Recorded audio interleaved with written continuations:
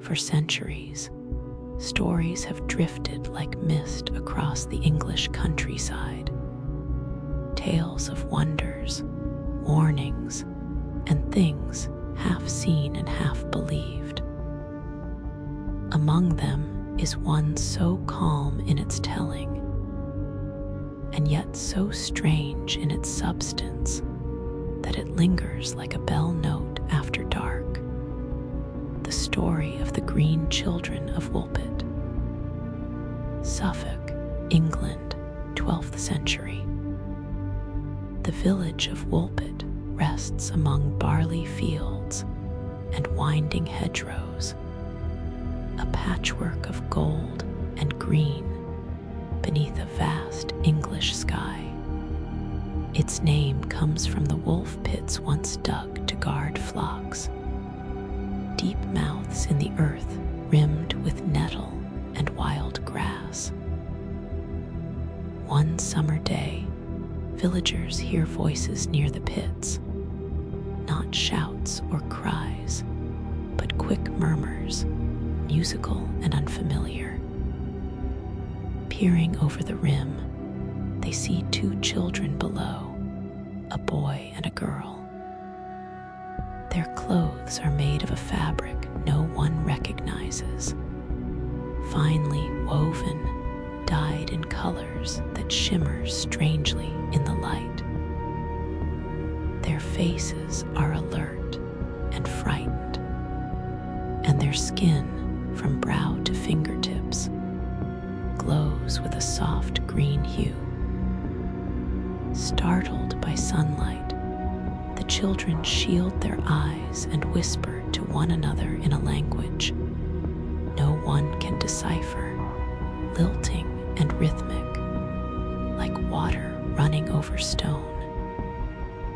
They are lifted carefully from the pit and led to the village, offered bread, pears, and cider. They refuse it all.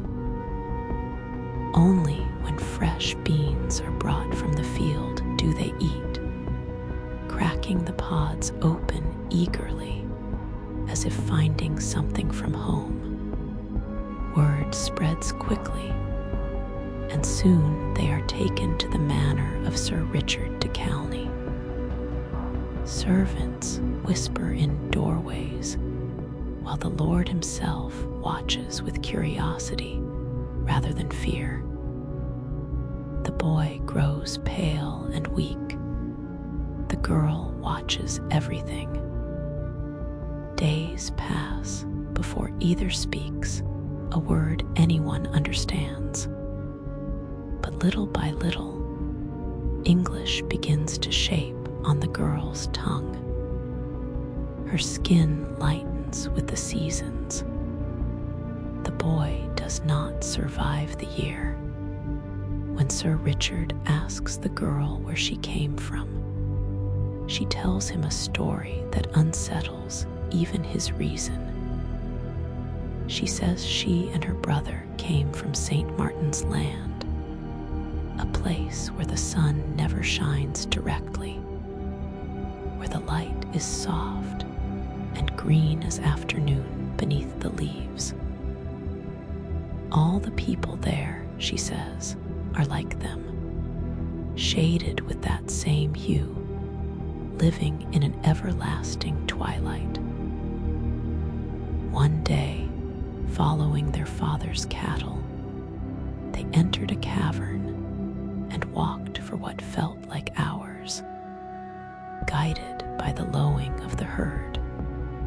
Then came a brightness, a sudden and impossible daylight. They stepped forward and found themselves in this world. When they turned to go back, the cave behind them had vanished into shadow. Chroniclers William of Newburgh and Ralph of Coggeshall recorded the tale not as gossip, but as fact worth preserving. Their versions differ in detail, yet the bones of the story remain. Green children, a strange language, a taste for beans, and a homeland bathed in eternal dusk. Years pass. The girl grows into a young woman living quietly in England. Some say she served Sir Richard, others that she married in King's Lynn. The green faded, but her strangeness, that memory of twilight, never quite left her. What could explain it? Some point to history. Flemish children lost in tunnels, their diet and fear tinting their skin, their language mistaken for something otherworldly. Others to medicine, chlorosis, mineral exposure, or rare deficiencies that can shade the skin. Yet such ideas explain only the color, not the language or the memory of a sunless land. Then there is the idea of a doorway, not one of wood or iron, but a seam between worlds. Caves, misty fields, standing stones, places where the veil grows thin. Step too far, and the light changes forever. Others hear allegory, the green as a mark of outsiders, the cave as the passage from innocence to experience. Yet the chroniclers wrote it solemnly, as something witnessed, not imagined. And perhaps that is why the tale endures. It lives precisely on the border between faith and doubt, the known and the almost known. Picture Woolpit now. Fields of gold beneath a slow setting sun, swallows threading the air. The old pits are filled and overgrown, but the land still remembers their shape. The children are gone, yet the wind at dusk seems to hum with their language. No one ever found St. Martin's Land on any map. The girl lived, worked, and spoke as one of us. But somewhere within her, that softer light must have lingered. If you walk at twilight, when color drains toward blue and sound carries far, you may feel it too, that thin edge where the ordinary trembles. Maybe that is why the story stays, because all of us have glimpsed that brightness beyond the hedge. So what do you believe? Were the green children wanderers between worlds, victims of hunger, or visitors from the edge of a map? We have not finished drawing.